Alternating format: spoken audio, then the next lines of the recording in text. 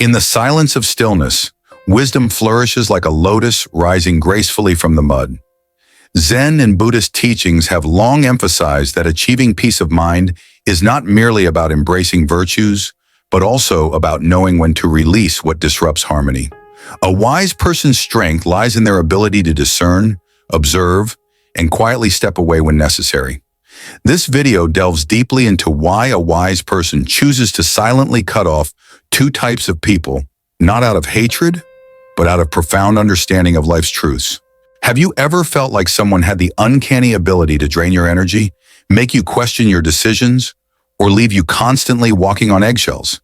If so, you're not alone. Manipulative controllers thrive in every facet of life, whether in personal relationships, workplaces, or even historical events. These individuals erode self-confidence and sow doubt to maintain their power, often leaving chaos in their wake. The first type, the manipulative controller. Manipulative controllers are masters at exploiting vulnerabilities to maintain control. One vivid example is Rasputin, the enigmatic advisor to the Romanov family in Russia. Rasputin's influence over Tsarina Alexandra wasn't about force, it was about exploiting her insecurities. Despite widespread distrust, his manipulative tactics kept him in control. Similarly, the manipulative elder in the story subtly planted doubts in the young monk, causing him to question his own values and intuition. The wise teacher's advice was profound. Be like water flowing around rocks. Don't waste energy trying to move them. Simply find another path. This principle teaches us a crucial lesson.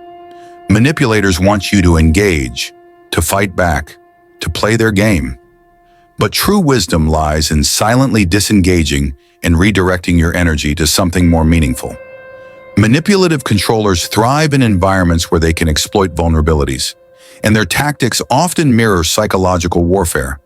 They don't need overt aggression.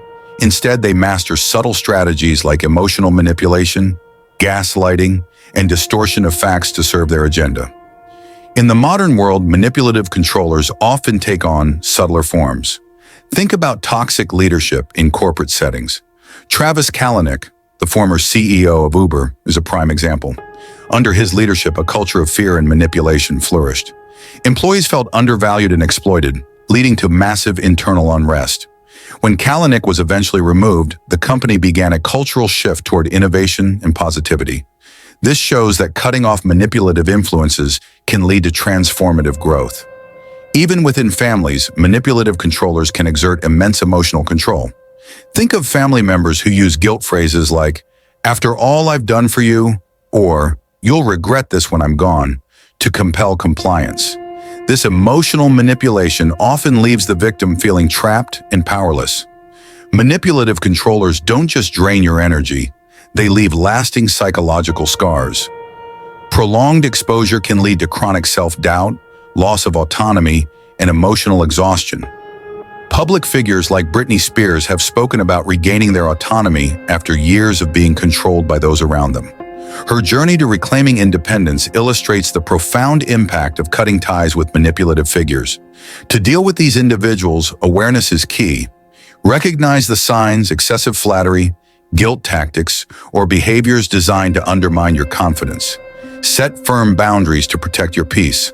Silent disengagement, as Oprah Winfrey demonstrates, can be a powerful response. Finally, focus on self-renewal. Rebuild your confidence, invest in supportive relationships, and prioritize your well-being.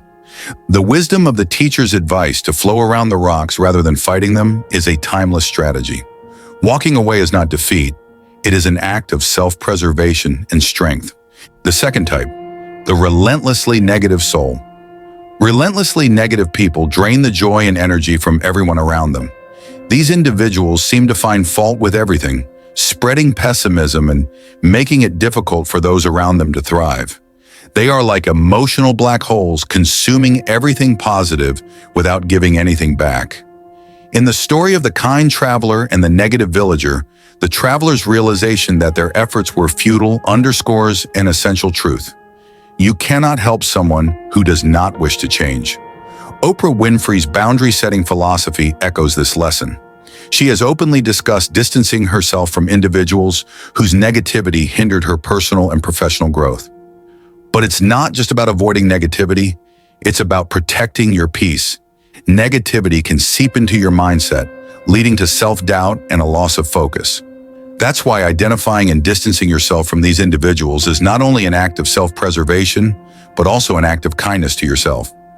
Consider historical examples like Winston Churchill, whose optimism during World War II uplifted a nation on the brink of despair. In contrast, individuals who perpetuate negativity can weigh down even the most resilient spirits. Their influence is contagious, making it essential to maintain a healthy distance.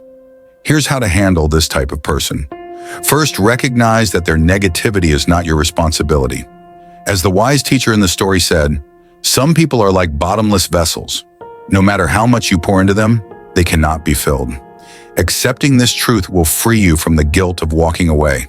Second, focus on building relationships with those who uplift and inspire you. Surround yourself with people who see the good in the world and encourage you to do the same. Finally, remember that letting go of negativity doesn't mean you lack compassion. It means you value your own mental and emotional well-being enough to protect it. Silently cutting off manipulative and negative individuals is not an act of cruelty, but of wisdom. By letting go, we honor our own journey and create space for joy, clarity, and growth. The teacher's concluding lesson resonates deeply. The lotus grows in the mud but does not cling to it.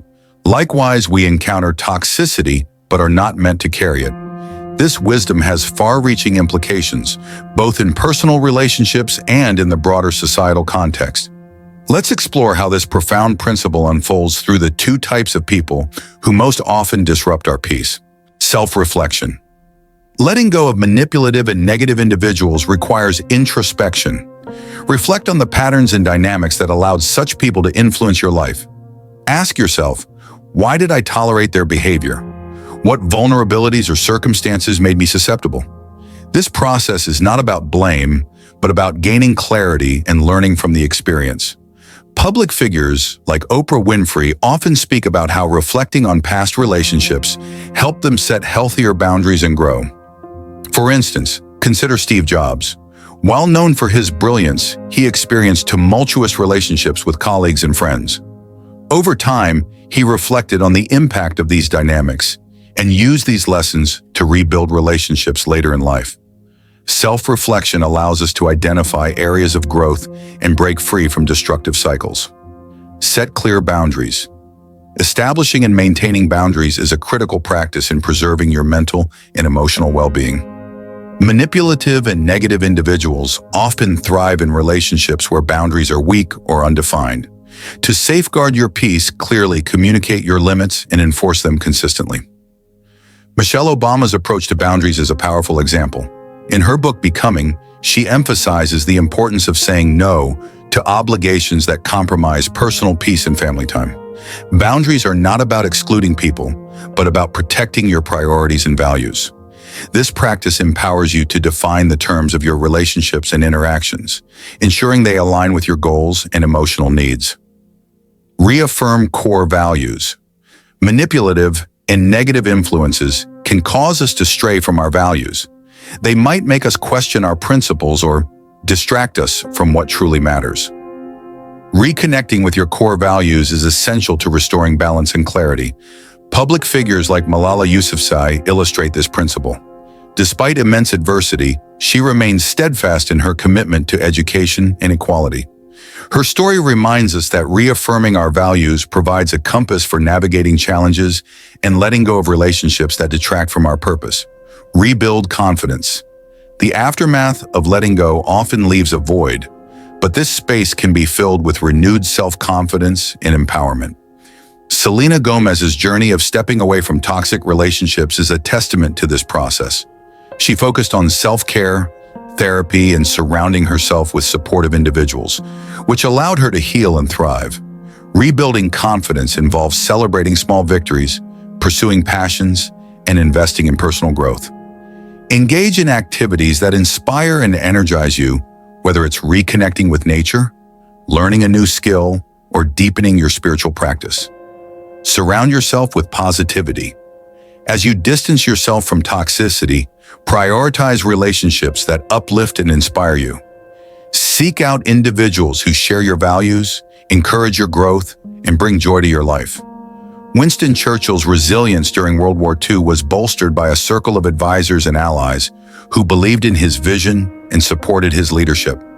Surrounding yourself with positivity doesn't just enhance your well-being, it creates a ripple effect that influences those around you. Positive relationships act as a buffer against future negativity, strengthening your ability to maintain peace and balance.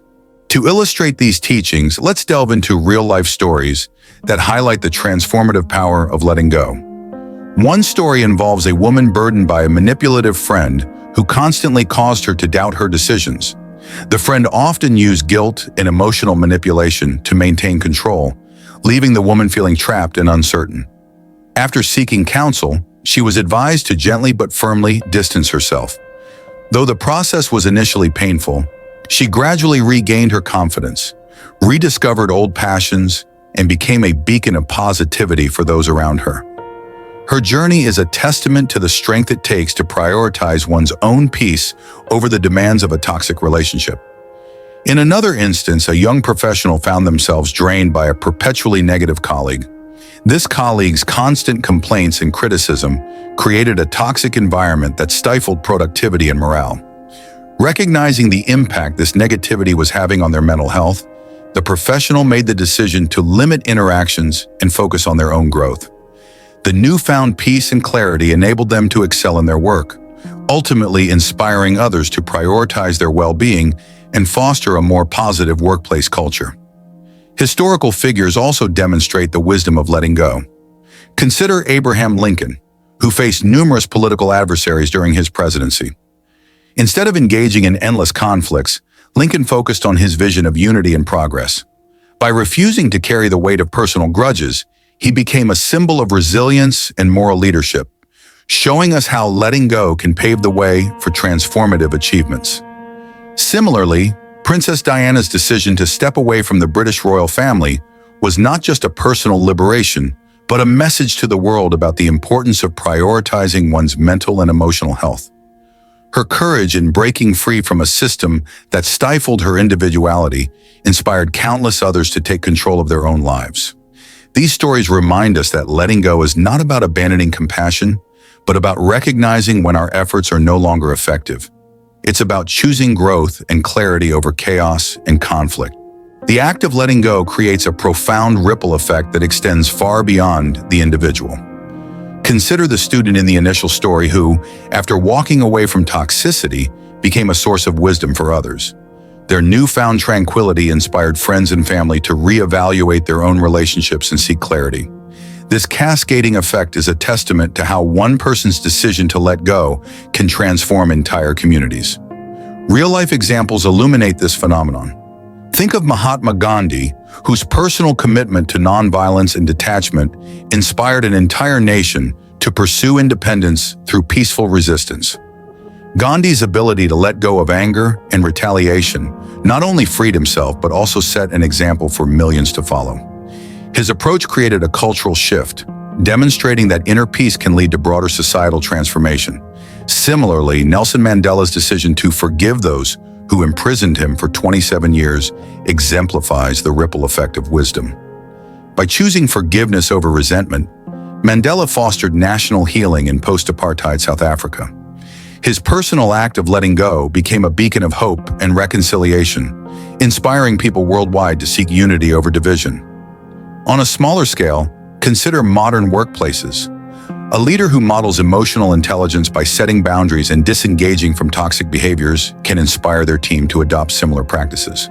Take Satya Nadella, the CEO of Microsoft, who transformed the company's culture by emphasizing empathy and collaboration. His leadership shows how an individual's decision to prioritize mental and emotional well-being can create a more positive and productive environment. Letting go also impacts personal relationships. For instance, a parent who steps away from an unhealthy family dynamic can inspire their children to establish healthier boundaries in their own lives.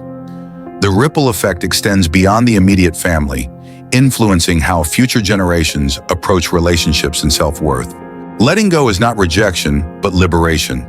It's about embracing freedom, clarity, and inner strength. As the Buddha taught, you, yourself, as much as anybody in the entire universe, deserve your love and affection. By choosing peace, you not only transform your life, but also contribute to a more harmonious world. The journey of letting go is a profound spiritual act, one that aligns your external relationships with your inner values. To hold on is to be bound. To let go is to be free.